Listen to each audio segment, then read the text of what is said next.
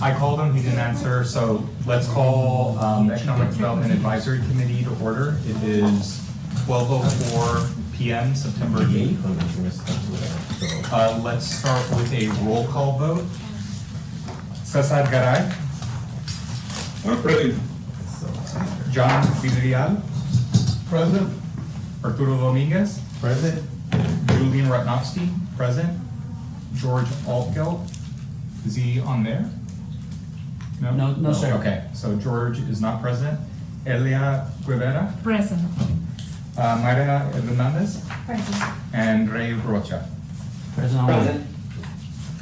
Okay, so approval of the minutes for August 11th. Motion to approve. Do we have a second? Second. All those in favor? Aye. Motion carries. Moving to citizen comments. Are there any citizen comments? Mr. Chairman, at the cutoff time of 11:45 a.m. before the meeting, there were no comments submitted. Okay. So we are gonna be moving to, where is it? Item D, because she's gonna have to be leaving soon, so update from city staff on the number of applicants who have submitted applications for the City of Laredo Development Director position by Linda. Hi, good afternoon. My name is Linda Teniente, and is it okay if I stand or do you want me to sit? Okay. So what we did, the recruiting team, what we have is recommendations on how they did the recruitment for the Economic Development Director position from last go round. So we're here to provide some guidance to this committee, and one of the recommendations, the way that it was handled the last time, there was a subcommittee made up of 4 members that then came back and they worked on a score sheet. And then from that score sheet, then they went ahead and they determined what were the elements that they wanted to score as a committee. And then from the recommendations of the qualified applicants, they came back and they interviewed the top 6. And the committee decided what that room, what that level of recommendation was gonna be for the director position. So again, what we're here as is that role for you all to help you. We can tell you who the applicants are. We can give you guidance on what you did on the last go round. And it seems like a very good process. I looked at the processes, the score sheets were really good. The committee, you all selected who would be a good candidate, and then from there, y'all interviewed the top 6 candidates. The top 6 scoring candidates, and the top two remaining were suggested to the city manager at that time for their interview.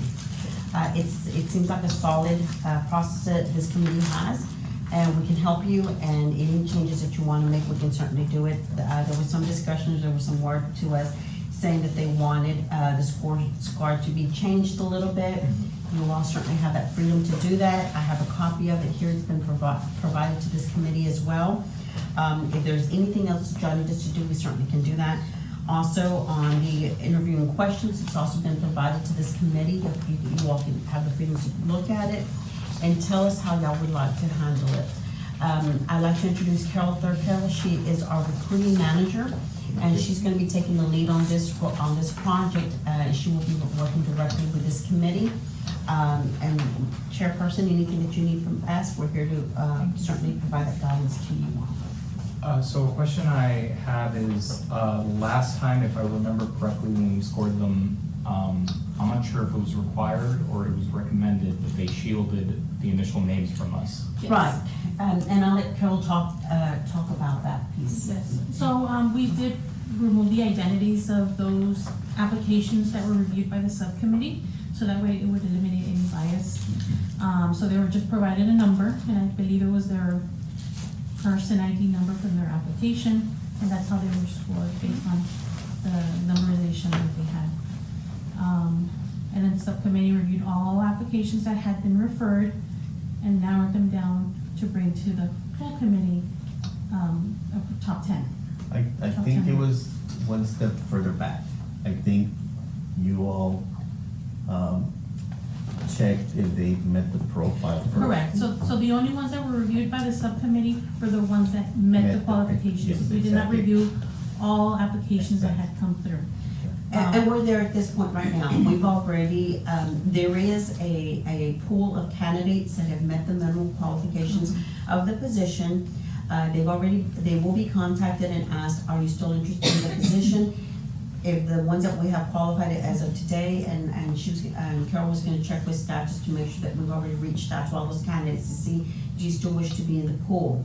Once they do that, we can certainly provide that list to this committee. If the committee wishes to keep them, the names blanked out again as y'all did the last time, my recommendation would be to be just that, you're rating them based on the responses on the qualifications of position. That would probably be the most fairest way to handle it. Once you all score those top people, well, create your committee, your subcommittee, so you don't have to look at everything, and then you trust your committee members to come back with the best candidates. Once you select those top 6, top 10 people that you all want to talk to, then they come in and you interview them and you ask the questions, and it's the same questions that is asked of all the candidates, and you're evaluating the responses on their, you evaluate them on their responses to the committee and what you are looking for as a director. I think we had like 2 virtual, huh, last time. We allowed for any out of town Yeah, to be brought in through Skype. So from the 10 that did, make it to, the top 10, 6 of them were selected. But I think the other town people also came. We had some people from I out of think town that who came. drove, yes. Yeah, there's some people But who he did came. have some that were not in close proximity and they were virtual. And you can go through the same process, allowing that for any out of town. As of today, we've received 20 applications, and out of those 20, we've referred only 5. Only 5 have met the minimum qualification. Okay. Yes, because the requirements are different this time than the last time around. Why are they So different? the prior interim city manager changed the areas of experience. So they are, from the scorecard, if you look at the scorecard, they would have to be different. Yes. Keep is That- most of the job description. Okay. The job descriptions were tailored to economic development. It was more broad at the last posting, it was more business administration type of education. Now, the previous interim city manager, he tightened it up to only pick up economic development, experience, and education in that realm. Makes sense. And then the interview questions, we also have the copies of the last interview questions that were created. There were questions that were already detailed, and then there were spaces available for the committee to also ask those questions. But we strongly suggested that the questions remain the same across the board for all the candidates, that there weren't different questions being asked to the candidates through their And I think interviews. that was one of the challenges, at least a previous committee member had, that some candidates, for some reason, were being asked specific questions or kind of probed to respond, and then the others weren't. So I strongly Yeah. suggest that if we move forward, we continue with the recommendation of our HR team. Well, in our subcommittee, I don't know if you were informed what happened in the subcommittee. No, it was not. So one of the members that wasn't in the prior interview. You want me to open up that item and Oh, combine it? no, I'll wait, Okay. I'll wait. I'll wait, item comes up. Is that all? That is what we have to present to this committee, Okay. and again, I tell you all that we're on the same team here, we wanna get the best candidate here to fill that role. So we will work with you, if there's anything, we'll leave the documents here for you, you tell us what is it that you want the scorecard to look like, what is the interview questions, do you want to expand, tighten up, depending on what this committee envisions as a future leader. We're certainly there to guide you. If we see something that's completely out, we'll say, wait a minute, you can't do that one. Yeah. But for the most part, the committee has the freedom to tailor it to what this committee is looking for, that's in the best interest of our community. What is our deadline? Sorry. Was it? You wanted October 1st? Thank you. Spare you. We can work as fast as this committee wants us to work.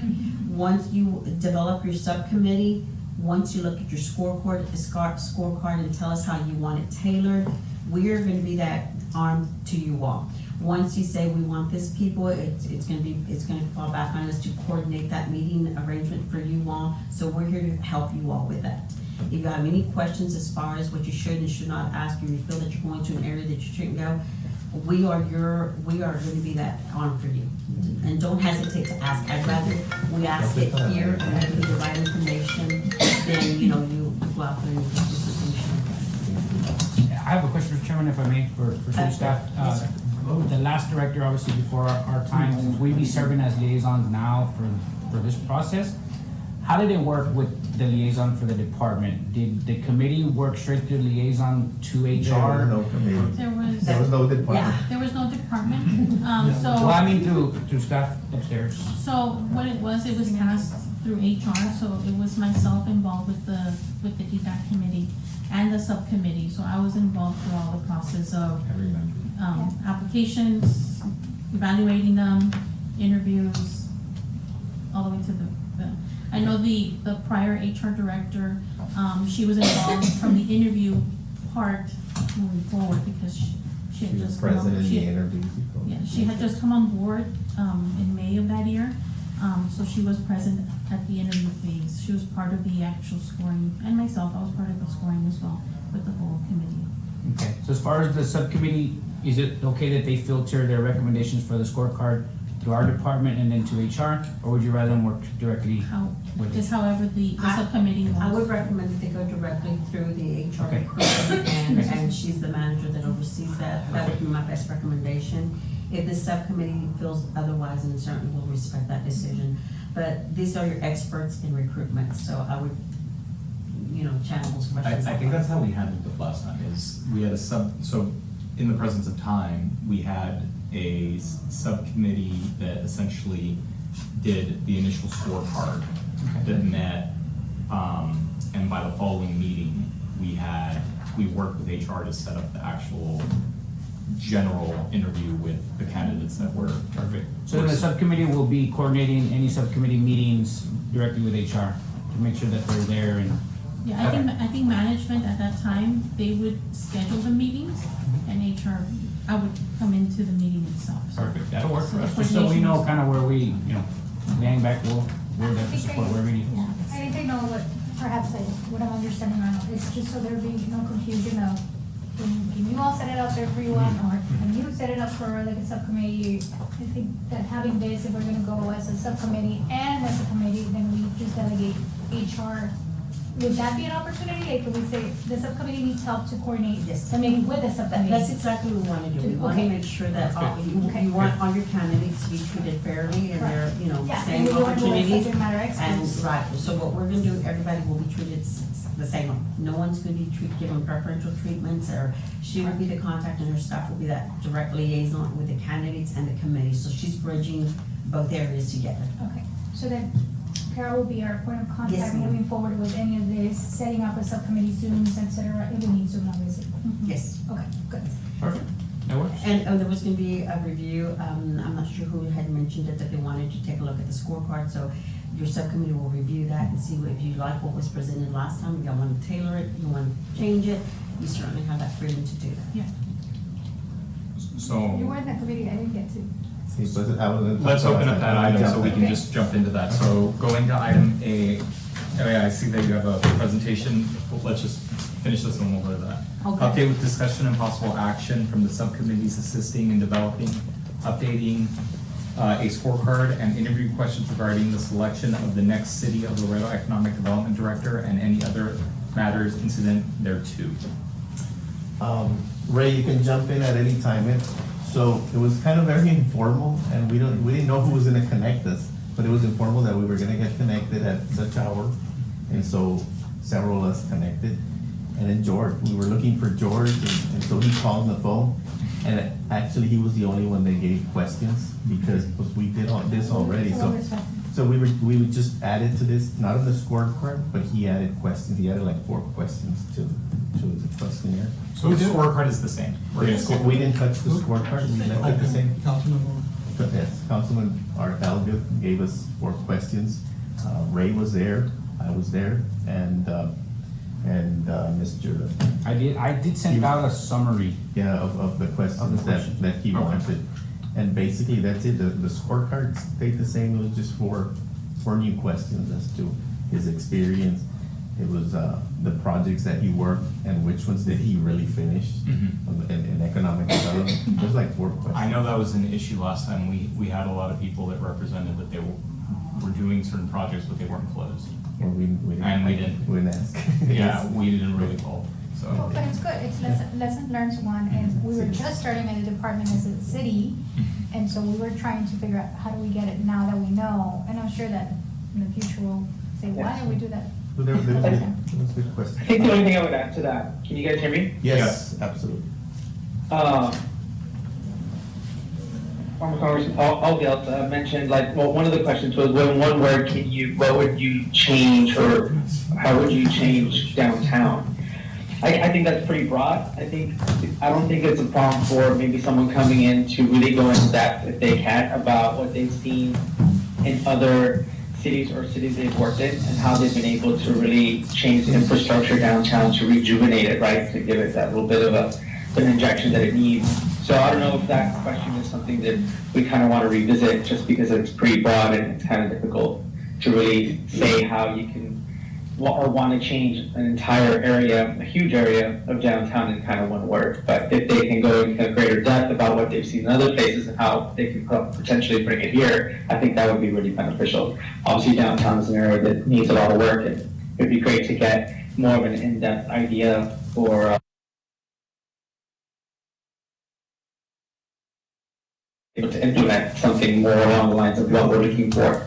Ray, if I may, just for equal opportunity purposes, we can discuss at least the template or questions that we may potentially ask, maybe for subcommittee discussion, just because again, this is recorded, and again, we want to make sure that everybody has a fair and equal process. So just Oh, for that. yeah. The questions and the- I was just, we were just discussing, I thought the Yeah. agenda item was about the discussion about what we discussed in the subcommittee. But yeah, no problem, I was just Yeah. thinking, I think those are all good questions that all Gilder brought up. I just think that, you know, if we're gonna add something to, what do you want to do as far as, what do you think of downtown and what it needs? I think we need just a little bit more insight, a little bit more depth about how we're able to do that. I think if I may, Ray, what we can do is, so it's on the subcommittee, we are in September, so the goal is to have the actual schedule in October, correct? October 1st? That's what the request is that the actual interviews with the individuals be conducted at our next meeting. If I may, Yeah. Mr. Chair, I think what I understood is to have the selected top candidates already in place so that city management can make the ultimate decision of do they want to move forward with recommendation by October 1st. I was, Mr. Chairman, I was hoping that you would present us with scoring all the individuals from the highest to the lowest. Just give us those names sometime in early October. Okay. So that I could review that with the rest of the management team upstairs, and then make a decision, and hopefully, thanks to you, when you mentioned to us that October 1st was really short, so thank you for that, because it's obvious. I hope to have a new person, we hope to have them by November. That's the goal, and we can have them already, whoever it is selected, seated in November. So I don't want you to, in other words, this is too important to ask you to rush through it, Mr. Chairman. I want you to take your time, have as many subcommittee meetings as you feel you need to have, to where you have a very nice, balanced set of questions that ask specific questions about their work history, and whatever it is that you need to find out, because ultimately, at the end of the day, we do check work history as well through the HR department, to find out, where they've been and all of that stuff, So I don't want you to feel pressured, in other words, so don't, sooner than later. If we would start from zero, I think we would have to take, we asked for more time, remember last time? Yes. I think right now we're We're in a better position. We have more experience on this. Yes, and the other thing is, the last meeting, we only had allegedly 3 candidates, and it was just in the process of being pushed out, and we said, well, let's see what else comes in. 3 candidates, not a bad thing, but I think HR was just in the process of sending it out for national search. Right? We did. You meant, We so put 20 some candidates more. out of that Yeah, we put out some more feelers in different areas, and we did get more applications, and so now we have double, right? We had 20 applicants, 14 did not qualify, and 5 are at a qualifying level. And it's still open as we speak. We're not closing it until the subcommittee is comfortable with the sets of questions. I'd like to sit with the subcommittee, and I wanted to see how you all felt. I kind of like being the fly in the room kind of thing, and just kind of sit at the back and watch. Because ultimately, I'm gonna have to be the one working directly with that director. And I'd like to see the chemistry as well. I won't get in you all's way. You all are the ones that are gonna score them. I won't offer an opinion, because you all are the ones that are gonna do that. But I just wanna watch, and I was wondering if you all were okay with that.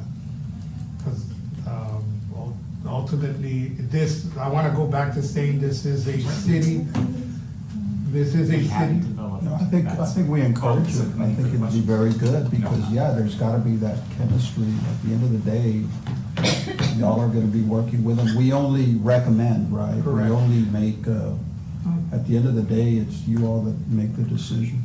And that's where I was going. We're offering the input of the committee. It is a city directorship. The only one that has the authority to hire and fire a director is the city manager. And so ultimately, she's delegated that to me to head up, because the economic development director will work under me. And so she just, at the end of the day, wants to meet the finalists prior to making her final decision. Because again, the chemistry has to work out too above me, right? So ultimately, I was just wondering, and I asked HR, kind of, should I just step back completely and let you all just bring us the list in order of how they're scored? Or should I just sit in a corner? Because we'll probably do it in council chambers to give us some space and just sit back and watch. HR's told me that there's no conflict in me doing that, but I don't want to disrupt what you have going on. So if I can sum up where we're at, we're kind of working on two different things. We have the scorecard, which, if I'm understanding correctly from the subcommittee, is good, correct? Great. So the only thing, and thank you, Maya, for pointing that out, we shouldn't discuss the questions in this meeting because then it becomes public. If the subcommittee, if you guys like, you can meet tomorrow or next week on polishing out and making sure those are good. But I think we can move on to creating a subcommittee that already starts working on scoring the current individuals, since that can be done outside of our timeline. I'd like to make a comment. What about if you all, the other 4, meet and you come up with some other questions, or look at what we have and maybe add a little bit more? Add some. And not just 4 of us, but that everybody gets involved in different meetings. So the next meeting would be you, Elia, John, and come up with Yeah, other questions. who are the other 4? It's three. Oh, I wasn't part of it, so. Okay, me neither. You. So it was and- Mayra, myself, Puro, George, and and Ray. Ray Rocha, So yes. now it's And Garay. George. Yes, it's George. Now it's Mr. Garay. Yeah, and that's Elia, 3. John, and is that it? And you, if you want to. Yeah. You're the 4. That's a And you good can look idea. at, I mean, so that everybody gets the opportunity. Chairperson. The chair. I would recommend that it's an odd number. Odd numbers work best when you're going to create a subcommittee, Yeah. and rather.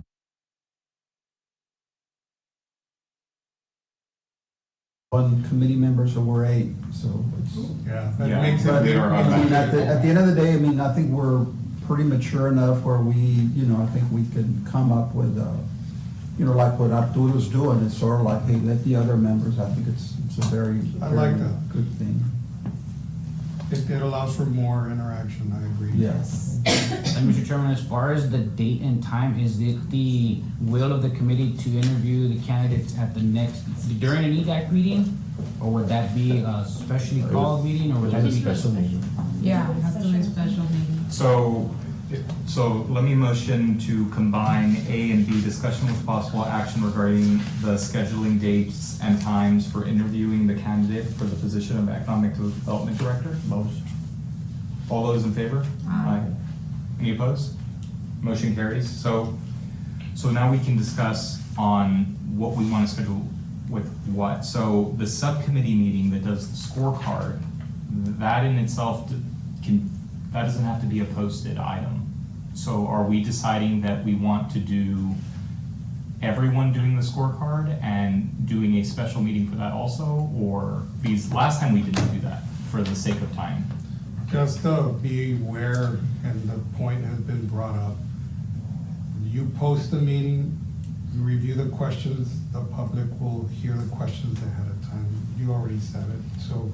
Oh, no, I'm referring to this is the scorecard. Oh, So last not the time, questions. I yeah, get last that. time when we did the scorecard, we did a subcommittee to rank the individuals. And those rankings are what set up the information for since we have so little, last time I think we kind of like vetted some out. Okay. But this time I would It's guess that everybody. we would essentially interview everyone since it's 5, because last time we had, So last time what we 8 or did more, I think. is with those that met the criteria or the profile, we scored them out just in paper. And the top, what was it, 4? It was the The top top, three it or was a the lot last top time? 10 were brought back to the committee. And then from the top 10, Those were the the interviews. committee Okay. decided on interviewing 6 from those tops, So in from the essence, 10. if we wanted to look at it from last, that we interviewed 6, we only have 5 eligible, so we could potentially bypass even the scorecard and just go interview. I'd Or like we to- can, so we could schedule already the interview I'd and like to go- bypass it. But building the questions out, but again, I'm just, And I do have copies of the last interview questions that were utilized for the interviews, not the matrix questions, the actual interview questions.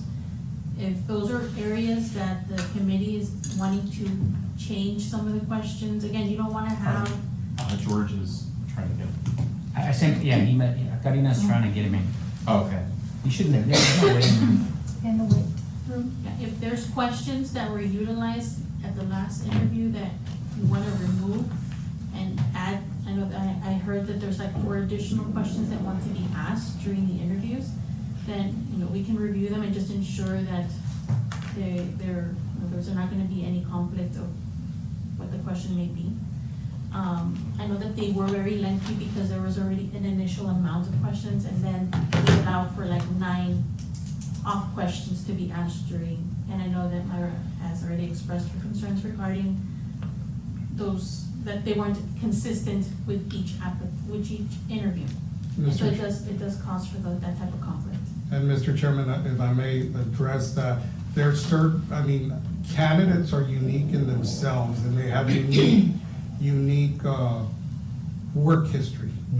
And we need to be able to ask questions of our candidates pointed back to work history in an effort to be fair, to know more about the candidate.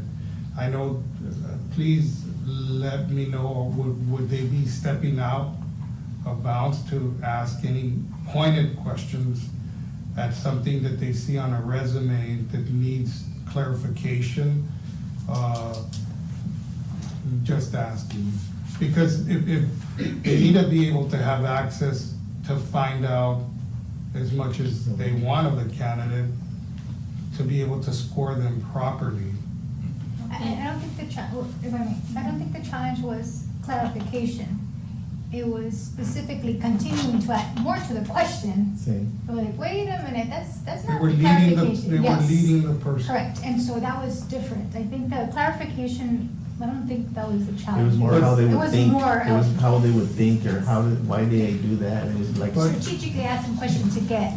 My point is, there might be something in my background, if I was an applicant, that you may want to ask me directly about that Mr. Dominguez may not have in his background, that they won't ask him about. So the questions are not the same because he didn't go through that per se. And I'm just saying, based on trying to be fair, and trying to find out about your candidate, because a lot of times, and I know, I've applied for positions before, and we say certain things, right? Because that's what, we try to say the truth, and we wanna be open and transparent and sell ourselves. Right.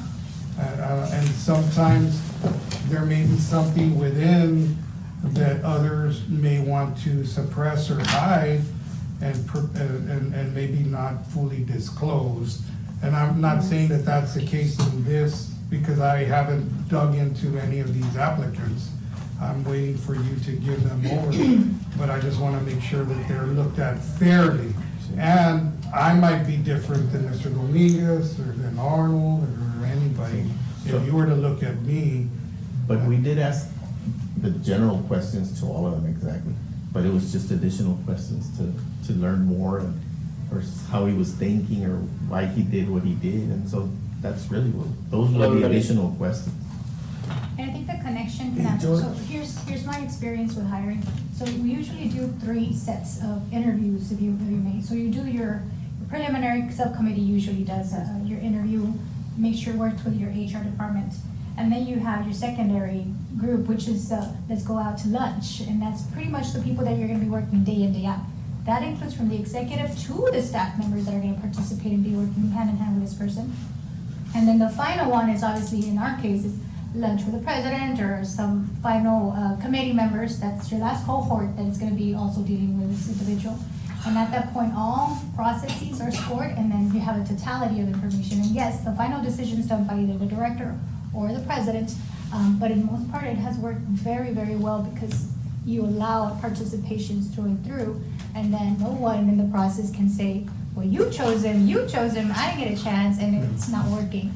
And I've seen the best results because I've also seen how the day-to-day operations people that work with an individual see some things that even us as executives miss because we don't see what the day-to-day operations team member does. Just a little food for thought, but thank you. I do agree, you need to have a connection with your teammates because they're not your employees, they're your team members. And so if everyone's gonna work together, then we all need to understand each other and have a connection. Teammates. So we wanna have a motion? Well, so yeah, so We have my a question, presentation. I don't think we should leave these out because I think there's 2 aspects to, this interview, and it's the technical and then there's the question led. So I guess the major question is, are we combining then this with the general, interview? Because you don't need the candidate in front of you to answer this, it's in the resumes. If I may, on the matrix, Yeah. that's just to determine who has higher, that is based off of, the matrix is based off of their minimum qualifications for the position. So, Mhm. do you have the education, Mhm. the minimum education or higher education? Do you have the areas of experience that the position is requiring? Do you have the certification, even though the certification is not required? It's a major part. It's a major part. If somebody has it, that's gonna be a plus for that individual versus someone who doesn't have it. Mhm. And then there was other questions that were asked that were not necessarily required questions, but it was questions that the subcommittee was putting as a way of, I would want somebody who's bilingual, and there were certain questions that are based on the bottom. Because I think we have some candidates that Yeah, have the last international three. certification, like, man, The yes. last you 3 want someone questions, who I already think is we added those. Yes, but really the ones at the very top, those are based on the General. minimum qualifications for the position. Which has been said already by HR. Correct. And so based on what criteria they had, that's how they were ranked highest to lowest. The ones that had the higher scores were the ones that went for interviews Mhm. for the whole committee itself. So that was just the purpose of the matrix, is to kind of you're trimming the fat for those that don't have, that only meet the bare minimum. And then you have the ones that have exceptional, they're like, Yeah. they've had experience more than the minimum qualification. Didn't we total all the score, if I remember correctly, all of it together? When we gave our recommendations, we used the points here and the We- points in the interview. We used the points here, Yeah. and then the points that were done, because there was the scoring that was done. We did scoring based off their responses to the Yeah, questions too. so at the very end, once the interviews were done, and this is just, I didn't make copies of it, but based on the actual interviews done by the full committee, we had the overall score, and then they were ranked from that overall score from all the committee interview questions. And then the ones that ranked the top were the ones given to management and motion for them to interview at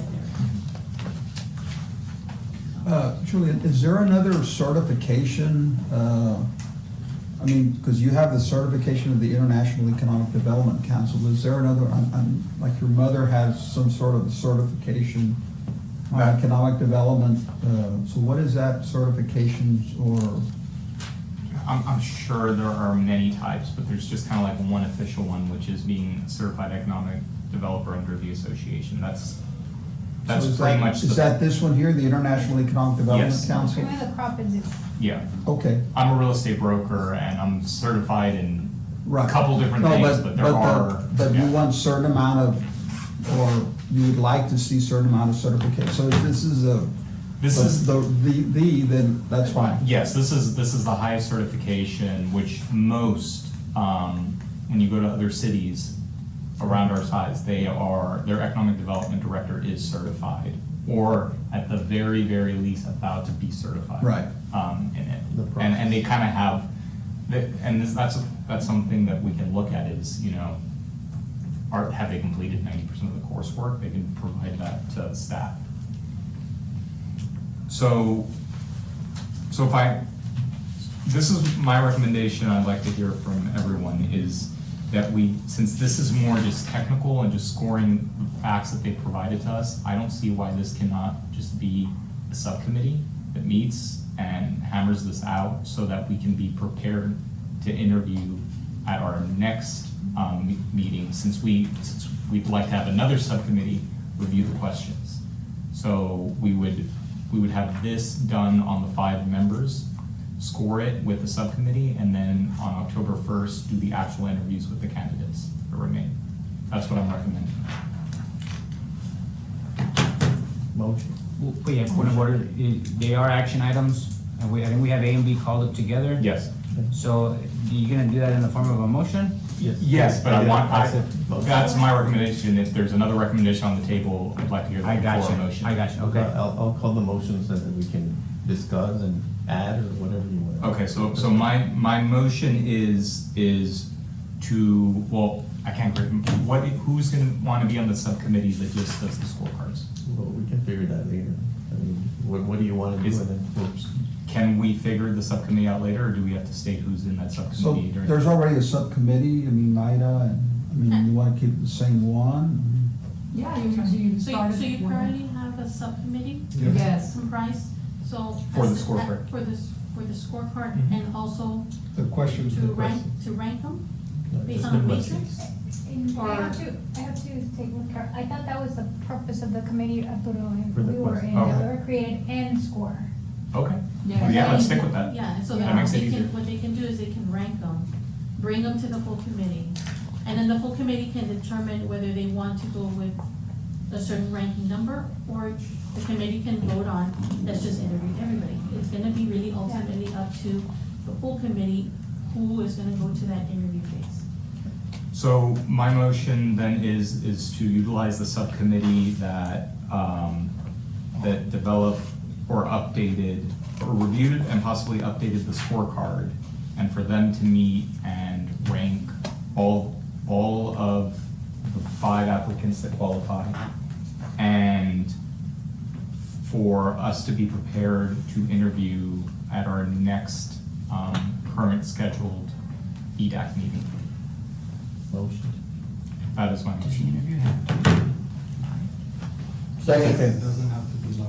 Make motion? Any discussion? There was, He brings up a question. Being that it will be at your next meeting, it will be live, right?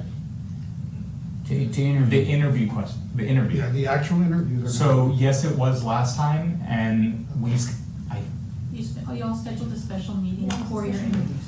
yes, It but wasn't part of your- it was live. It was live, it Yeah. was a posted meeting, but it was a special Got it. meeting.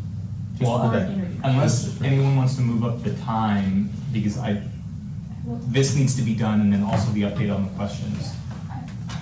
I would say that we do a special meeting and do it for the next 2 weeks. for the, well, in 2 weeks or 3 weeks, in other words, before October.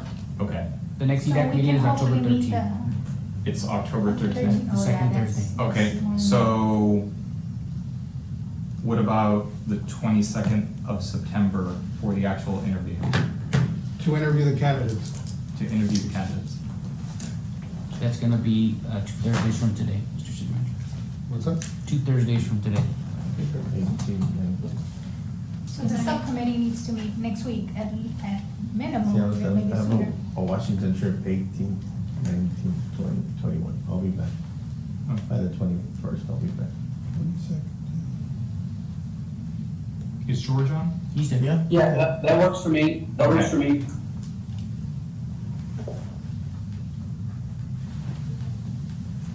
Okay, we have a motion. Okay, so my motion, includes interviewing on September 22nd At noon? at noon In council chambers, in council chambers. live. Yes, So it'd be Special from meeting. noon until 5, because interviews are gonna be, you're looking at about maybe an hour per candidate, depending on. And there's the 5 so candidate. far, yeah. So, I know the Two last, special yeah, meetings. the last meeting, it was actually yeah. it was 2 days of special meetings, back to back.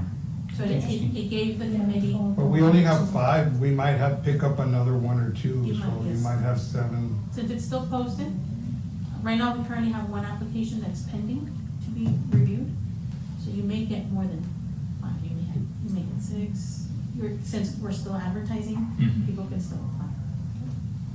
So I'm on the band camp of just trying to finish it. Like, it may really suck, and I know we all have jobs, but if anyone else or if the committee's up to it, I'd prefer to just try to hammer it out on the same day if that's possible, and then we're Because it done. doesn't necessarily have to be an hour, right?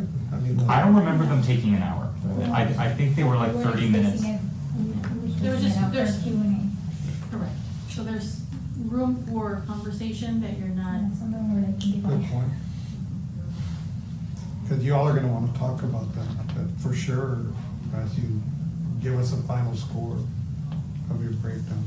So are you suggesting maybe from 11 to 5? That's, Instead of That's 12 probably to the- 5? if that works, if That's that a works long for. time, I mean, Or it can be broken down into 2 days, because I know Yeah, everybody think has their one day, schedule. we can set it up back-to-back days where we do 11 to 1 and 11 to 1, I'm so. gonna be out that Friday. Huh? I'm gonna be out Friday. Oh, you're gonna be out? The 23rd, yeah. the So if we Friday. do the 21st and the 22nd, 11 to, Or you're gonna be out, right? Good point. The 21st? Or you're back already the 21st? No, Back. the The 21st. 21st, like at 11 o'clock. Okay. oh, Yeah, there's nothing- And then leave it open to reconvene if necessary the following day. Because you may have, if you, for whatever reason, you're tired, you wanna cut it, you wanna reconvene, we can put it on the Yeah, I agenda don't know to be, to reconvene. what do you think, John? no, I mean, that I'm available 21st, 22nd, but I don't know if Arturo will be here. The 21st, I'll be back like at 11 o'clock, probably like 10:52. So 12 o'clock, well, 11:52. Well, we can do. Arturo, get the 6 a.m. No, y salgo bien We'll send you temprano. the- we'll send you the- On Wednesday, we can do 1 to 4. On Wednesday. I leave Washington at 5:30 in the morning that day. No, it's gonna be. I get here like at 10 something. So what about 1 to 4 on the 21st, and then That's fine. on the 22nd, we'll do 11 to 3? 3 hours. For now. If needed. Yeah, we may be You may done. not need it. You may not need it, but you Yeah. wanna Just be. we're blocking in. I got jobs. So who will send a calendar invite to make sure everyone's time is blocked? So which one? Might be two. I mean, we can send the calendar, request, if you all vote on that's gonna be the dates that you're gonna wanna interview, we can send that, and so that way it's already blocked in then all the committee members' calendar. The subcommittee obviously is gonna have to meet before to do, I mean, it's only right now maybe 5 to 6 applications, so it shouldn't take them too long to go through those applications, rank them, and then, bring forth. What happens if someone applies after they've ranked them? And that's a decision that y'all need to make whether you're gonna accept it or not. That's why, if you're gonna start interviewing and ranking, we highly recommend that we at least close the posting so that no applications continue to come in. But, I don't know how management feels about doing that. I'm sorry. That's okay. So their question is, what if applications come in after they've ranked? Why don't we plan on closing it on rank day? And so rank day, when the subcommittee needs to Subcommittee determine needs to what, determine that. when are we meeting? We don't need to George? determine, it's up to the subcommittee to meet and notify, staff decides when to close it, we don't. Yeah, and I'm saying that I'll make the decision to close it on the day, the day of the ranking. Can I recommend maybe? we can- One day before, Let's leave the position open up until this Sunday. the this 11th. Sunday, Yeah, and that way next week the subcommittee can meet to rank. okay, And we're ready for the following week for interviews. fair enough, Because we still need to call the candidates to see if they're Schedule. correct. yeah. That way we're, I like that recommendation. What do you- Mr. Nichols Ray, said that George? You all still need to call the candidates to see if they're still. What day do you interested. want? They may Next have week, applied a what while day? ago. yeah. Ray, George, Next week, what's a good Okay. date? Yeah, I would like to schedule that. my Thursday and Friday are wide open, 15 and 16. And so is the 14th. The 14th is a much better day for me. Okay. Ray, 14? 14? Ray, I was asking Ray. You said yes, George. You said 14. Which is Monday. No, No, 14th is not on Monday. Wednesday, no, Wednesday. Wednesday. Wednesday. Thursday and Yes. Friday is 15th and 16th. Yes, we all have a party that day. It's my birthday, by the way. Okay. Happy Wednesday. We'll be cake at the meeting. That's what you remembered. Artie's in charge of the cake. I don't see Ray online, Mr. Chairman. She's not alone all And that? Ray was gonna be on the Yeah, second it's floor. gonna be. Oh, he said he was gonna have okay. to leave. Well, we can do the 14? 14? Because he could still, or any of us can still log in virtually if anything comes up, right? Sí, As long as claro. you're, okay. So we meet here? We meet here? We'll schedule a location here so that you all can show up. All we need is, It's just the four binders people. with the information so that you can do your ranking. And then from the subcommittee, just what we can do for the subcommittee on the matrix is update it based on the current minimum qualifications. And the subcommittee can determine whether they still wanna keep the last, I think it's the last 3 required qualifications the same, or if they wanna change those. But those were more like, I would want somebody who has computer knowledge, I would Mhm. want someone who is bilingual, I would want someone who has a certification. So it's gonna be up to the subcommittee for that. for the Okay. matrix itself. Okay, so let me amend my motion to just encompass everything we just discussed. So and I'm gonna need you to second it since you seconded mine. So my motion is for the subcommittee to meet, and rank all 5 individuals September 14th at what time? Or I guess, no, that's up to you guys. So so just for the subcommittee to meet, and rank the 5 individuals that applied and Keep that anyone open, else. Chairman, all qualified, in case we get any extra ones. Yes, so to rank all 5 and any other individual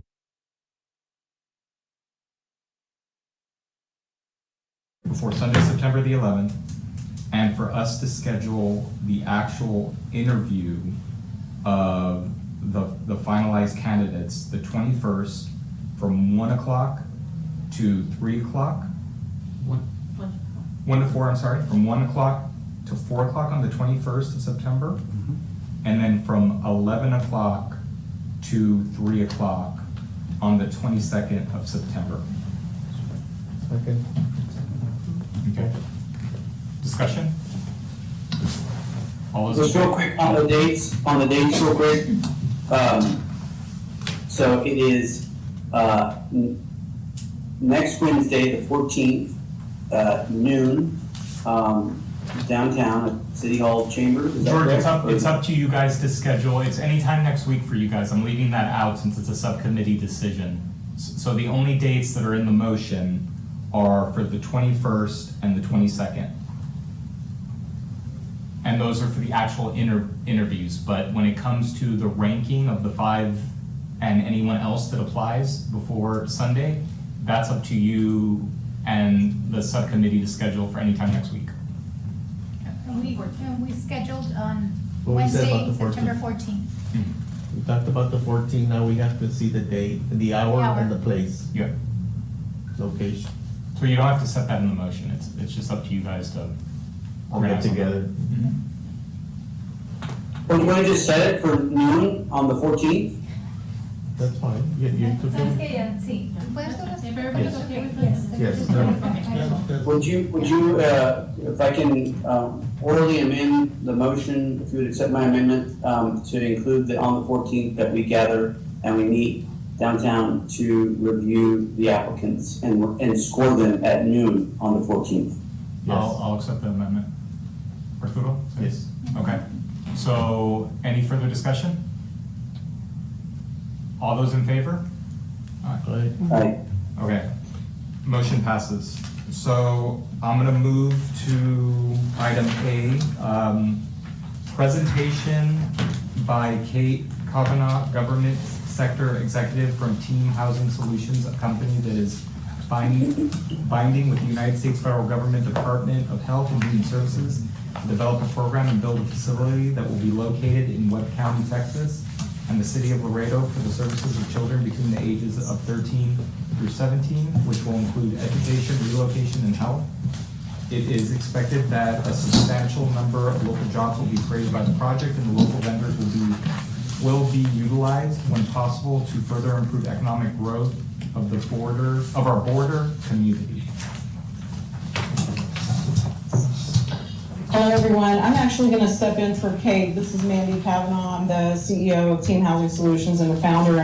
And I wouldn't call what we're going to do a presentation. I would just say a very quick briefing. I know that you're an hour into this meeting. We don't want to take up too much more of your time. So my goal is to kind of be done with my commentary in about 3 to 4 minutes, somewhere in there. And I'd like to just answer any questions that I can. First and foremost, let me just say thank you to Elia, because she is, I've really gotten to know her over the last year, and she's so aware of the dynamic, undercurrents, all the things that are going on internationally, federally, state, and local. And she has a way of bridging synergies together that is unique, and I appreciate where her heart is and think she does things seemingly for all the right reasons. Really value her, and thank you for setting this up. Team Housing Solutions is on the north end of South Texas. We're headquartered in New Braunfels, Texas. We've been there.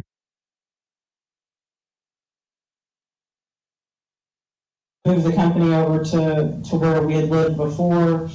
And what we do is we have 7 different business models, but primarily it's, for the most part, most of our business is oil and gas, it's federal government, it's Department of Defense, and now it's more recently, we're working with nonprofits, and what we provide is large-scale and small-scale international logistics for facilities for lodging. So if you're a group that needs a group of hotel rooms in Africa, or a large facility for a group of children or whatever it is, government workers, we can provide that.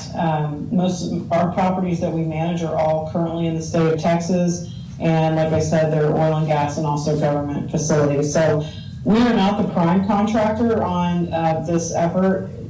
Some of you may know a lot about this requirement. It's a Health and Human Services requirement. There are a lot of companies that have formed teams to come together to try to meet the demand of what is a very complex scope of work in order to deliver the services in a safe and humane way. So we are among one of those teams that are going to respond to this multi-award requirement by Health and Human Services. And our key partner, in fact, they are the prime contractor that are bidding on this project along with other very great companies, is called Southwest Key. You may or may not have heard of them. They were founded, I think, in part due to Health and Human Services and a need that was there. So we're very honored to be working with them. So when we come to you today as the company that is being tasked with possibly doing what's called the hard assets, which is the facilities themselves, and so I'm going to stick to that because the wraparound services on the direct care side is something that we would need Southwest Key to speak to, and really we can't get into too much detail right now during the bidding process because it's a situation in flux.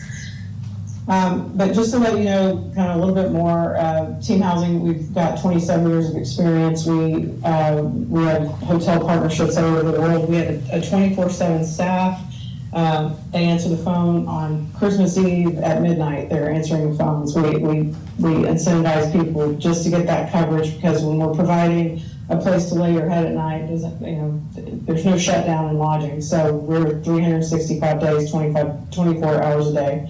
365 days a year. And so what we're doing on this is, like I said, we're bringing together all the facilities. That would be the buildings, the hard-sided, soft-sided tents, the dining facilities, the power distribution, which is generators, propane. We sometimes try to put things on shore power depending on what infrastructure is available on the property. Our specialty in the past has been to convert existing properties and turn them into a rejuvenated, revitalized commercial solution for our clients. So for example, in Laredo on the south side, down there on, it's Highway 83, we were asked to build a base camp for the Texas Military Department. We did that for the National Guard. It was an old manufacturing mobile home manufacturing facility. We converted, we used every structure that was on the space, and except for the well, we had to truck in water and we eventually got on city water. So that's an example of what we do. We're familiar with economic development and the goals that you have. I grew up, my dad was always on city council. I worked for the county. I've been involved in economic development in New Braunfels, and but we also value learning, and we know that we don't know what your goals specifically are, and so we're very interested in how our fulfilling our commercial requirements can be overlaid on your goals for synergistic results. So what we'd like this to be is an opening to a dialogue and to hear from you about any help we can be to meet your goals for economic development. Let me go ahead and launch into that requirement real quick. So we're going to need goods and services, and we do need local jobs. We do need local workers, and I can only speak for the workers that would be providing labor and administration and management to the hard assets, not the soft assets necessarily. And so I just want to talk a little bit about that. This by no means is far from a formal impact study what I'm about to go through with you. But it's kind of anecdotal, and it also, like I said, is a dynamic situation. But our estimates on the first month for providing these assets, if we were to win, we say win in business, it's like if we were to be assigned one of these 8 facilities and we were to put it in your county, which is what we're planning to do, at least one, it would be approximately $2.5 million of total local spend. That's hotels. That's 120 temporary staff, that's construction, small construction, subcontractors, food services, it's hotels, it's meals, local meals. We buy a lot of things from hardware stores. We do try to use true values and avoid the big boxes, but sometimes it cannot be helped, but it's really whatever's closer, to be totally candid. And they go out of stock and then you go down the street. So there's just a lot, probably $250,000 in the first month spent in those types of retail environments. So we're not just creating the jobs on site, we're actually driving up demand for products and services locally that requires those retailers to step up they move more volume through the stores. And I think what that helps do, as we spend money on goods and services in Laredo with national and regional chains, is that it puts Laredo even more and more as, you know, on a heat map of where the action is. It helps, I guess, hopefully this is beneficial to you as an economic development group to, you know, it flares Laredo up on that heat map of where are goods and services being moved. And so bigger national credit stores and things, and maybe it helps the local and regional as well. So again, this is just, you know, you could argue there are downsides to that, but I think it's mostly upside. We've done a lot of spend in Del Rio, for example. It's a smaller town. And I've been able to look at that project that we started in October there, and the fact that we buy out most of our stuff locally and hire locally. And I think overall it's been a really, I try to look at it in a 360 way, and I think overall it's been very, very beneficial to the town. I'm open to any questions on that. I may not be able to answer, but I'm open. Months 2 and 3, it kind of goes down to like 1.8, 1.7 to 1.8 million, somewhere maybe 2 million if we're underestimating. And then it tapers off in the third month for about $1 million a month on local spend. Typically, our subcontractors and our company, we have a something in common, and that is that we typically end up hiring about 50 to 60% locally. And I'm going to talk not about medical and teachers and things like that. There's legal services and things. That's something that we would have to talk to Southwest Key about as they develop their roster of professionals. But what we hire is mostly service-based. It's semi-skilled, it's carpentry, it's, you know, the propane companies, the fuel companies, all of our site prep and gravel, everything, the site prep company, all of these people are from Laredo that we used on our Laredo facility. We redid all the light towers, the electricity, the internet company was obviously local, but all the parking, you name it, as far as the infrastructure, the plumbing, everything was done locally. It was done by local contractors. So I think it was a blessing to them overall. So I just want to kind of, oh, and then one more thing I want to say is that what we've noticed in our projects is when we go into a location, because it is federal or state requirements as far as performance, we take people that come in for maybe what might be an entry-level job, it might be lower management, it might be middle management, but no matter what, there's an opportunity for upward mobility because there's a huge demand for it. So they learn training on the job, they learn how to follow checklists, they get a lot of structure, they get management experience, whether it's managing tasks, mini projects, like I need you to convert this, you know, grass into a, you know, caliche, you know, all these kinds of little projects, and they get more and more responsibility. We had a girl that was working at Whataburger. She was doing janitorial there. She's running one of our shifts now. She's being promoted to entry-level management. I mean, it's just really, I love those stories. So when they leave the project, which I don't know when that will be, and I hope I don't get asked because I'll just tell you I don't know. I don't even have any way of estimating it. When they do leave the project, they'll leave with more skills and training under their belt and more responsibility at that kind of, it's a really fast pace, it's a fast tempo. And anyway, there's just a big opportunity for learning on these jobs that I think enriches the people that work there for what they do afterwards. And I'll just leave it at that and open the floor to any questions that I may be able to answer. And if I can't, I'll try to get back to you. Yes? I have a question. Yeah, have you all ever done any downtown, you know, abandoned building housing projects? And specifically like mixed use, or rather mixed market, I'm sorry, mixed market and mixed use, sure, yeah. Where you know, you're doing housing for a variety of economic you know, levels, and and offering a variety of commercial, retail, and housing. Great question. We typically, at this point in our company's history, we have not done a build it and they will come housing model. It's always been per contract for a client.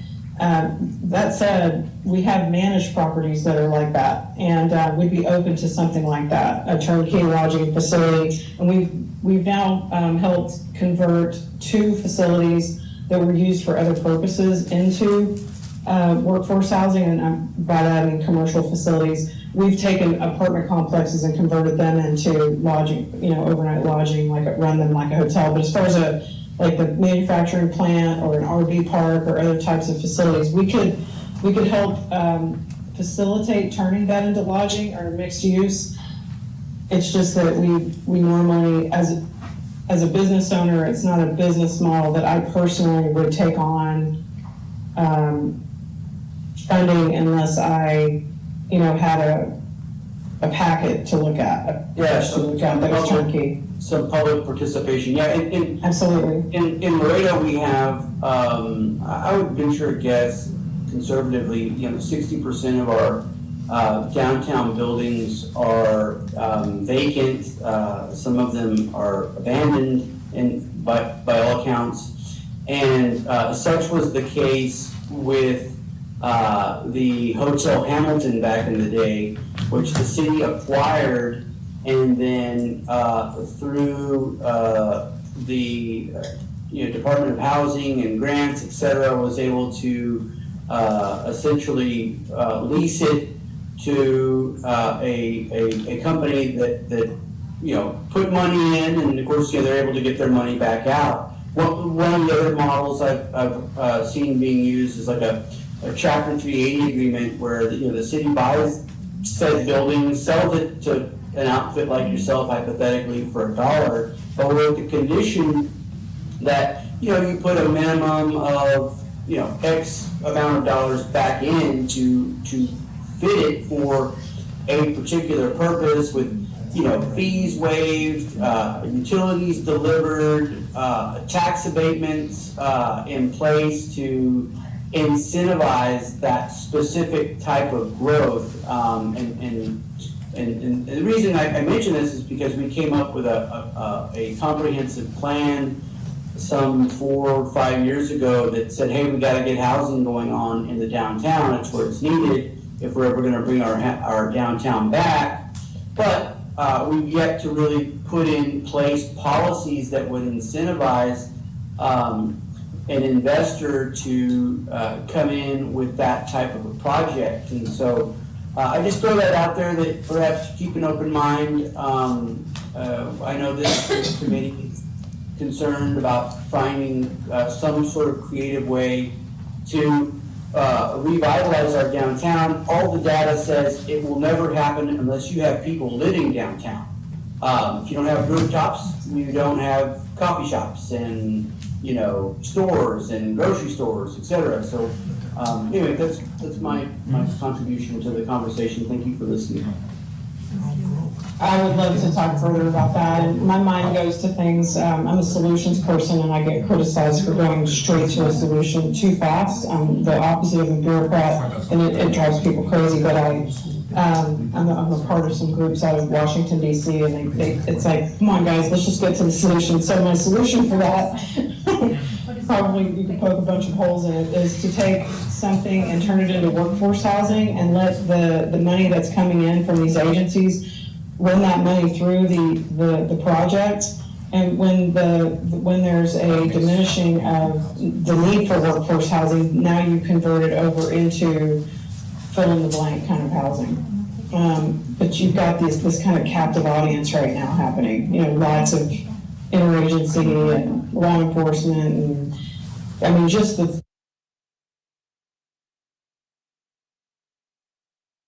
obvious. I'm not going to want to hear that being discussed, because I want my hotels to get $300 a night for the next 5 years and have a waiting list. But that's who you'd be competing against. So that's one thing that just off the top of my head I could see happening with it. I know you need something now, probably. So it's like, how much of a priority is affordable housing versus just getting something built and getting the money running through it to cover the cost of it, so that it's a long-term lodging solution downtown, and then everybody that's living there is putting their per diem into that neighborhood. So anyway, those are just thoughts. We can get granular. I love getting granular on that stuff, but again, it'll take up any more time. Does anybody have anything else?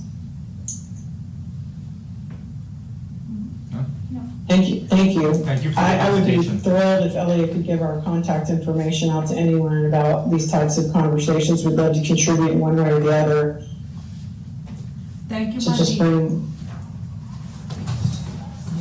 Thank you so much for your presentation. Thank you. So, Have a good day. for the sake of time, we'll try to be as brief as possible on this one. Update with discussion and possible action from EDAC NEZ Subcommittee regarding status of new proposed changes and amendments to the current City of Laredo NEZ policy and any other matters incident thereto. I think everyone should have a copy of the updated policy. There were certain things that city kind of flagged.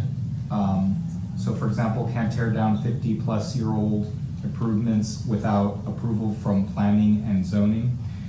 This can be rewritten according to the City of Laredo's legal on how they'd like to write that, but what that is in reference to is not necessarily that they legally cannot tear down, but if they're not gonna check to see if that building, which is 50 years plus, if it's not historic, then they cannot qualify for this incentive. That was the point of that language. So we left that in there. It can be changed how the city would like it to read, but we couldn't figure it out. We don't, John and I are not attorneys, but that was the point of that section there. The city also, on incentives available in the NEZ, multifamily development projects, 5 or more units. The response from the city was that was not correct, but they were incorrect. So a multifamily development is more than 4 units. They were saying it was 4 or more, which is not correct. So we left that as is. Commercial up to 5,000 square feet maximum. That was item 3. City recommends no max. EDAC suggests this item stay. We're still sticking to that needs to stay because NEZ policies are for housing, not for commercial. So we'd like a little bit of commercial, but on the next item, mixed-use development projects, they can do more commercial as long as it's a mixed-use development. So that's how we're balancing that out. Julian, one thing we discussed was and I think you put at least an additional dwelling unit, but you have a single family, then you go to quadplex, so there's a duplex and a triplex. Just sort of, I guess, get the language where you include, you don't exclude the duplex and the triplex. No, so it's existing or new single-family duplex with at least an additional dwelling unit. So I don't see duplex, I just see single family, unless I have the right one. I thought we solved that by writing with at least an additional dwelling unit. So if it's 2 dwelling units, it would qualify. If it's 3 dwelling units, it would qualify. With an additional, With at least an additional. So if it has 2, it would then qualify. If it had 3, it would qualify. at least an additional, so it could be 3 and then Exactly. 4, okay. So that's how we wrote that item. Going on to fee waivers, we pretty much removed all the ones that the city said they did not have. There was structural moving fee, community facility agreement, street and utility easement ordinance, all those were struck. The only thing that the city recommended to be struck that we were concerned about, and according to the last city council agenda, that's what we're concerned about, is the city's about to start implementing impact fees. So we just want to make sure that, especially for in the redevelopment, because there are circumstances where lots do have to be replatted. And usually in replat, there are impact fees attached to that, or, is that correct? Yes. Orlando Navarro, for the record, planning director. Yeah, we've come across some redevelopments, and right now, if you have a piece of property that has been open land, and somebody comes in to develop it, they go through the process of having to pay the fees that they would have to pay. If it's a redevelopment of a house, they do not. Even if they, so I'm familiar with a property that is 2 lots currently right now. And for the developer to go there and develop it, they're requiring a replat, which So are you saying with what the city is currently proposing to the subcommittee, that in a circumstance where they would have to replat, so combining multiple lots and turning it into a multifamily? No, that's completely different. That would be different, that's not We're followed. talking about an old lot that's been sitting there. Okay, That's two different items. so the impact fees that the city is, Well, I'm sorry, it's not impact fees, it's just the fees that the development process requests. Mhm. We haven't really discussed impact fees and how we're gonna apply them. That's coming, Mhm. but I don't know how they're gonna apply them yet. okay, so the current fees would not affect the redevelopment of inner city property that are being recommended by staff? Okay. One other thing, Orly, on the incentives available in an NEZ, we discussed this quadplex development on a single lot. So if you want to build a quadplex on lot 1 and lot 2, can you do that, or you have to replat? I mean, I thought you could do, hey, I got lot 1, lot 2, I want to build fourplex, or, in here, it doesn't say about multifamily, but. So the building official makes the final call on that, because there are two schools of thought, but if you have two lots owned by the same owner, and they wanted to build across the property line, to build their complex and everything, they can. If the building official does not approve that, that would make them come over to the planning department, and they would have to replat. But it's at the call of the building official. Yeah, because the way we have it here is quadplex development on a single lot, that's available, but if you have it on 2 lots, it's not available. So I would just put quadplex developments, take out the on a single lot. Because you could technically you could do a quadplex. Right, and the reason I say it depends on the building official is because if he sees somebody puts a fourplex on one lot, but in a parking lot on the other one. Yeah, no. And then down the road, he sells Right. one lot, then it messes up the whole Right, thing. So right. the building official has to look at the scenario, and then he determines whether I'll allow it to be built. Right, yeah, you don't wanna have a quadplex on lot 1 and the parking lot on the other one, you want it to be. Is a quadplex by legal definition have to be attached? Because a quadplex, to me, my understanding of a quadplex is 4 units that are all part of the same building. Yeah, you got 2 apartments in the bottom. So a quadplex would not be multiple, 4 units, 4 homes on one single lot. No, but it seems like the future is going that way. And we're That's my actually concern. working on density and trying to create the ability to do that. If you can if you have one lot and you're gonna rent, okay? Because that's your property, you're gonna rent. The problem comes in is if you try to sell, now you don't meet the lot size. If you try to replat it so you can sell it off, that's when we have a problem, because the way the ordinance reads, they're not big enough lots. Yeah. So we do have to revamp that in the code so that we can offer that kind of thing, because tiny homes are coming into play, people wanna do that, so we have to adjust our ordinances so that we can offer that. So right now, if someone owns 4 lots, all next to each other, and they decide to build 4 separate homes, would they be able to argue that it's a quadplex development? They're on separate lots, single family. Okay. Okay, I'm okay with striking on a single lot. So we can remove that if everyone's okay with that. Okay, so the last thing we were a little confused on, John and I, is, so basically when it comes to the fee. So the biggest barrier for these NEZs are typically the fees, and we put some recommended fee structures here. What is the current fee? Because the city is saying in their comments that they don't agree with the fees and they'd like them to be what the originals were. And that's building department. Road. Okay.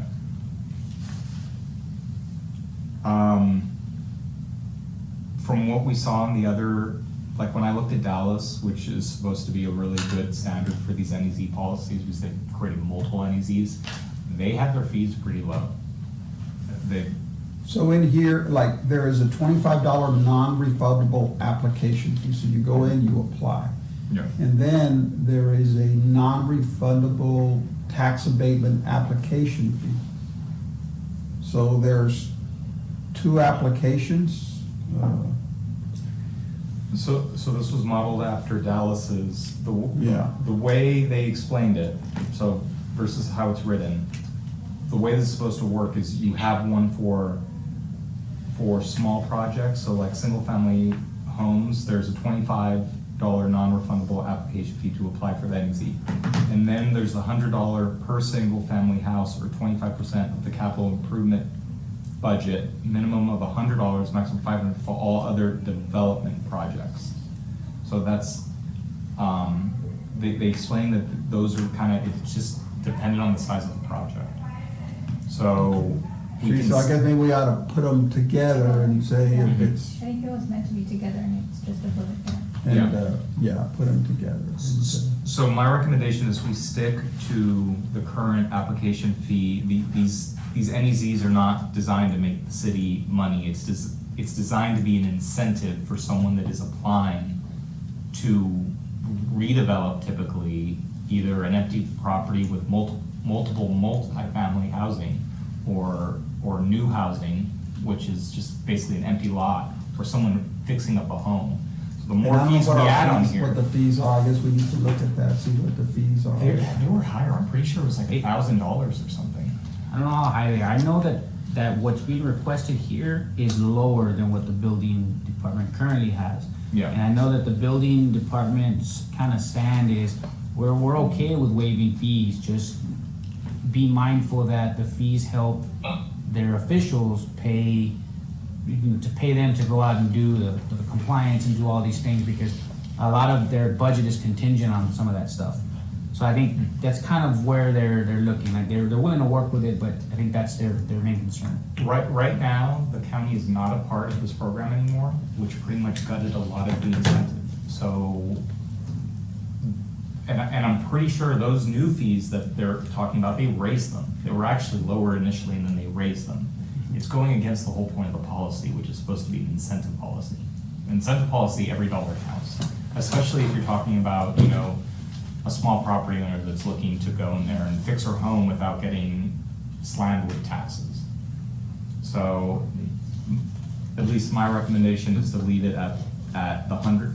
We could strike that 25 and just go with the $100 per single family house, or 25% of the capital improvement budget. So it'd be a minimum of $100, maximum of $500. What I would say, I mean, these are great recommendations, they're good. You brought up a good point, Mr. Chairman, that, it's time that as things are changing, the policy needs to change. So I think we're all in agreement that needs to happen. So I think with the committee, if you want to keep all these as they are, rightfully, it's your right to do so as a committee, to take these before city council and the next one for consideration, tell them, hey, these are kind of the ones that we want to consider and implement, and then have council direct to have the building department go in and actually, hear back from the building department of why or why not we implement. Yeah, we're only a committee. It's not like whatever we vote here suddenly comes into flourishing. So I think we recommend what we truly believe is our recommendation, and it's up to council to either stick with that or go with. These are guidelines, too, though. These are so this document is so that the city can then go legally draft what the, I forgot what it exactly called, I'm blanking. Code or. Yes, the ordinance, thank you. What the ordinance would be drafted as, so this is more kind of consumer facing. So. Other recommendations, at least on the incentive, on the item on incentive availability, scratch off that on single lot. Yes, so to stick with what was emailed to everyone, which is the updated NEZ policy, removing on a single lot under incentives available for the NEZ, and to remove the impact fee waivers, since we're being told that not only do they not exist, that is not even part of what staff is recommending for the new, not impact fees, but development fees, that this would not be effective. To remove this. So remove the impact fee waivers, that's correct. Entirely, and then on timeline and fees, remove the $25 fee. Yes, it'll be $100 per single-family house or 25% of capital So that improvement. means the last two bullets, at least based on this, the last two bullets become one bullet. Yes. And I would add too, Mr. Chairman, just, that we don't miss it, that on top of timeline and fees, there's release of city liens. On those 4 bullet points, weed liens, demolition liens, and so on. Building department wanted to make sure that we convey to the committee that they only would like to see it only to new subdivisions. I remember that was a note that we had from, I think, that's in the old one that we've discussed, but it's missing from here. So, But, I mean, new subdivisions, you're gonna, I mean, I can see paving liens, but there's no buildings for boarded up, demolition, or. yeah, demolition I guess liens, none of that makes weed- sense for, that goes, okay, so the following city liens may be released. We're leaving it up to staff to be able to decide if it's worth Yeah, releasing them of those liens. Okay. For example, and the reason this is set up this way is like, so the way Dallas looks at it is, you may have a homeowner or a property owner, and he has a building that he's not fixing up, not doing anything, that now has all these liens. That, liens are typically a way of the city to get someone to do something or to cover the cost of that. You're right. If that individual then goes, you know what, I'll fix it up and I can put it on the market for lease and it won't look that way anymore. Part of the incentives to that individual is to say, hey, if you do that, we'll release you of the liens. And now you have a property that not only is now a available home for someone, but you have a property that now helps the neighborhood, the tax base and everything else. So it's in the best interest of the city for, give up those small little liens that creates a property that is now available for the community, and that looks good. Okay, I hear you. Okay.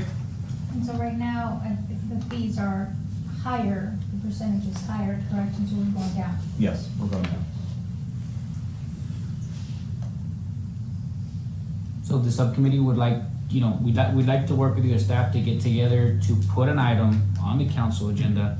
We're more than available to do that, when you decide actually what you want and how we're actually gonna present it to council.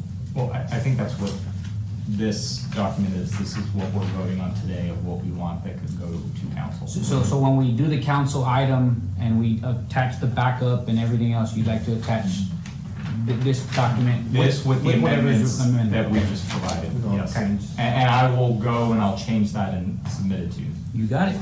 Yes, sir.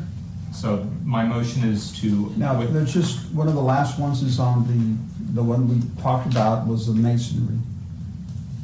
Oh, I'm sorry, yeah. You want to bring that up? Yeah, so I think what you wanted was all new construction products must contain 70% masonry product, meaning they must be brick, Mhm. right? There is some stucco, I mean, you said that sometimes the stucco can be, and I don't know, maybe Orly with some of the stucco products, maybe they deteriorate much faster than brick.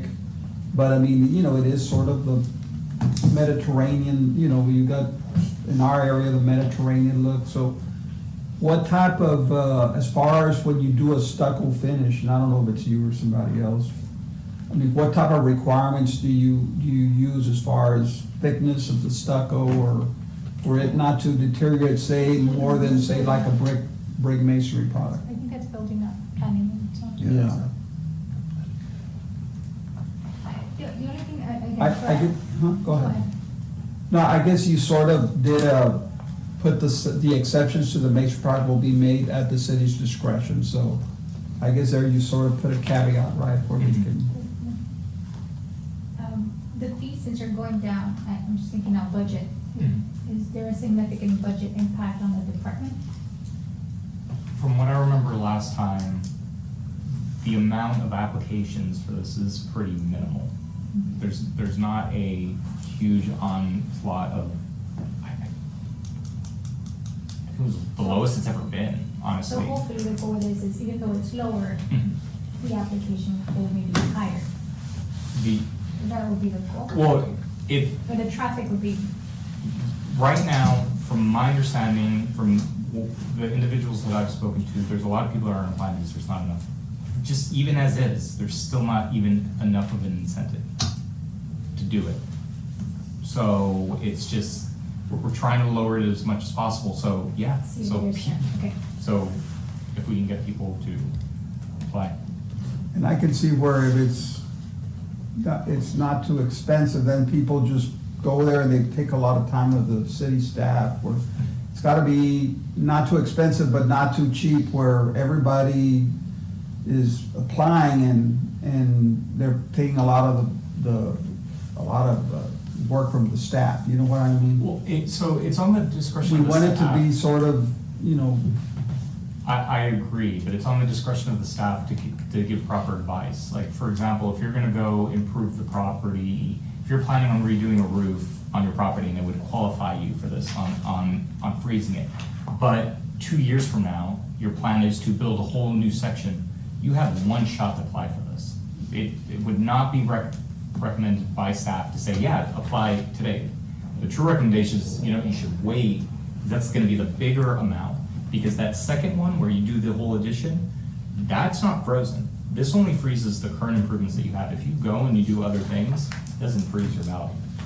So they shouldn't be, even if the fee is lower, because they should be told, hey, if you're planning on making some improvements, you wanna bundle it together and you wanna wait.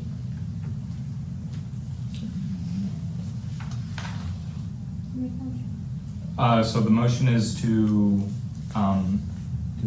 accept this with the amendments that were discussed and send it off to council so that they can update the NEZ. And I will also add to that motion, staff was supposed to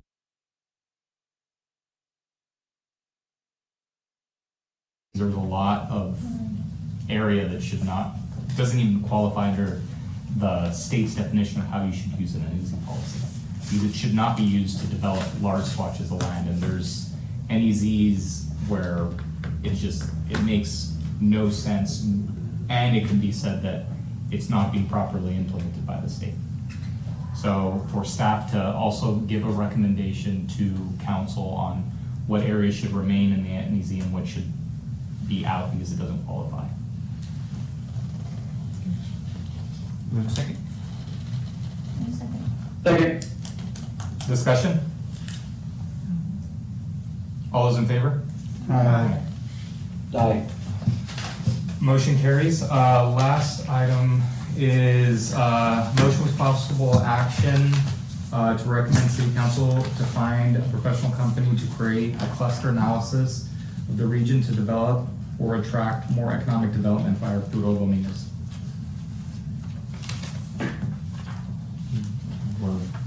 You want me to say something about it? Yeah. Yes, sir. Just do a motion on it. I think you're not gonna have to. It's me. So what we're trying to do is to attract more economic development with this cluster so that companies can see what we can attract to our city. That's basically what it entails. They see what type of businesses are around so they can come to our city. And we've never had one that I'm aware of. I think it's time to get one. so that's your resolution, that's your Motion. your motion, I second the motion. So the discussion, if I could just add to what Arturo's saying, this isn't just for that. It's so much bigger. This is like having a good cluster analysis on your city. It's going to tell you exactly where you should target your economic development.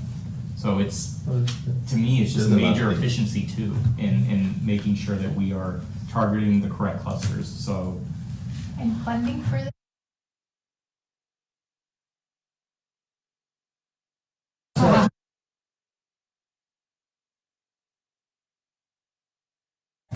And more, And like I said on the efficiency, it is so important. Like the investment in this is that we don't incentivize projects that don't actually fit in the clusters we should be, because that's wasteful spending. Now, is it it's a just looking at the comprehensive plan, our economic, and the cluster analysis, wasn't the cluster analysis included in the comprehensive plan? It did not have a cluster analysis. It did have a general, so a cluster analysis will go to the extent of not just what industry that you have, but what industry you can create in between those clusters. So it goes a lot further. I think what the Viva Laredo Comprehensive Plan's economic development section had is it just named out industries that exist, but it doesn't really dive in. So I think for me, in my opinion, we also need to make it part of the comprehensive plan. If we're doing a cluster analysis, make it part of the comprehensive To plan. tie it together, it is an update to Right. the Viva Laredo Right. Comprehensive Plan. It's what we, in the comp plan was what we had, and what we wanted to get was, I think, was the medical, no? I that's think one we that- just called out medical, yeah. Yeah. That's what we're looking for, but, It was medical, and there was something else, no? There was another one. I think we've always said more, High manufacturing. tech or something, yeah, something like I that. think it was manufacturing. Manufacturing. To put out on the. That's what I think. Any further discussion? What? Don't manufacturing. All those in favor? Aye. Motion carries. Mr. Do I Chairman, hear? Yes. if I may, before you move on, these two items that we're gonna recommend go to council, staff can help put them on the agenda, but how did we do it last time when you went up before council? Was that under economic developments item? It was, I think, Staff. are you referring to I think the last time we had something come out of here was the housing policy, the intercity housing incentive policy, correct? Is that what you're referring It to? was something, you went to council, we're updating council on something. But I don't remember, I'll go back and find out, just to pick your brain if you I want. wasn't at that one. There was one that Thecla put on there, and there was one that Alyssa put on there herself.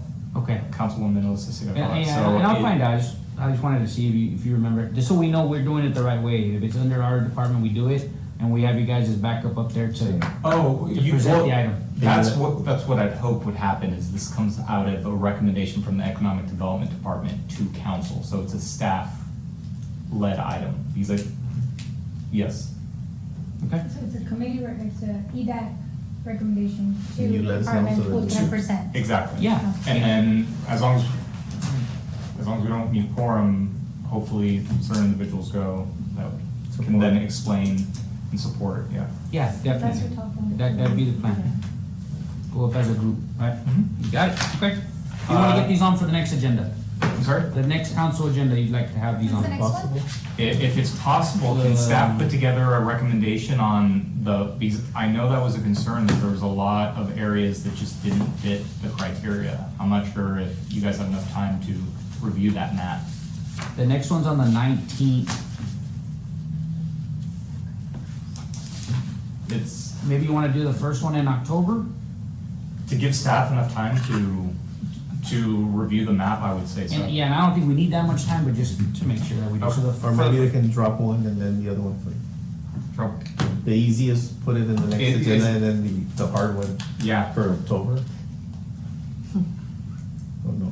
Wait, what's the second item that needs to be brought up? so there's Arturo's item to recommend to council for the. I say that one goes right now. I don't see why that's not. Okay, so this Yeah. one first. You got it. Yeah, and then leave the EDAC and EZ for the following, so staff has enough time. You got it, sir. Do I hear a motion to adjourn? Second. No, we're good. All those in favor? Thank you, George. Aye. All right. Thank you. Bye. Thank you. Concludes the meeting. Bye.